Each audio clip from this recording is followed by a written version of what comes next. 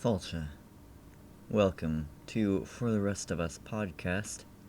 I am Julian, and in honor of Pride, I wanted to do two things. First, a rapid-fire reading of gay Greek couples, mostly divine, followed by a reading of a poem of Sappho, translated by Julia Dubnoff. And apologies, I don't speak Greek, so I do the best I can with these pronunciations. So here we go.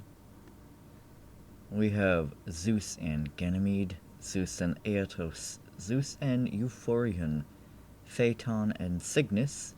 Phaeton died, and Cygnus became a mute swan, mourning him forever by the river. Also Cygnus and Phileus, Calamos and Carpos, Hermes and Amphion, Hermes and Crocus, Hermes and Perseus, maybe, Hermes and Pollux, Eris and Electron, Pan, a lot of people, men and women, Pan and Daphnis, Dionysus and the satyr Ampelos, Dionysus and Adonis, Dionysus and Prosimnus in the underworld, Dionysus and Staphylos, Dionysus and Chiron. Apollo, called the champion of male love, was invoked to bless MLM unions. He himself had relationships with Macedonian prince Hyacinthos, which became Hyacinth.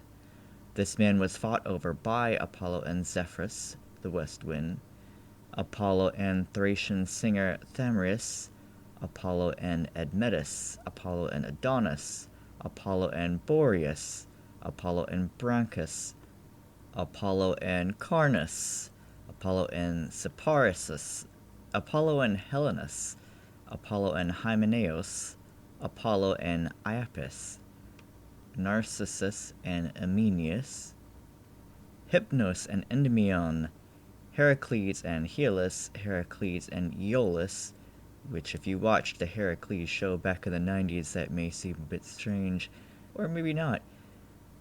Poseidon and King Pelos of Pisa, Poseidon and Nerites, Minos and Theseus. Orpheus took male lovers after failing to retrieve Eurydice from the underworld. Callisto, and who she thought was Artemis, signifying her desire to be with the goddess. Artemis and many nymph lovers, Cyrene, Atalanta, and Teclia, as well as moon goddess Dictynna. Athena expresses romantic interest in the Attic maiden Myrmex. Achilles and Antilochus after the death of Patroclus, also gay. And many more that I didn't write down because I had already typed a lot of them. And now, a reading of one of the poems of Sappho, again translated by Julia Dubnoff, and modernized as well, I believe. Immortal Aphrodite, on your intricately brocaded throne, child of Zeus, weaver of wiles, this I pray. Dear lady, don't crush my heart with pains and sorrows, but come here, if ever before. When you heard my far-off cry, you listened, and you came, leaving your father's house, yoking your chariot of gold. Then, beautiful swift sparrows led you over the black earth from the sky through the middle air, whirling their wings into a blur.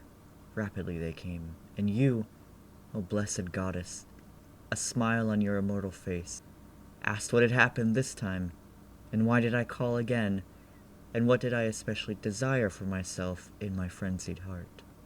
Who, this time, am I to persuade to your love? Sappho, who is doing you wrong? For even if she flees, soon she shall pursue, and if she refuses gifts, soon she shall give them. If she doesn't love you, soon she shall love, even if she's unwilling. Come to me now once again and release me from my grueling anxiety. All that my heart longs for, fulfill. And be yourself my ally in love's battle. And there's a fragment that I've always loved, that I first read in a wholly unrelated book, and here it is. The moon is set, and the Pleiades. It's the middle of the night. Time passes, but I sleep alone. I guess Shanae, that's it. Happy Pride, y'all.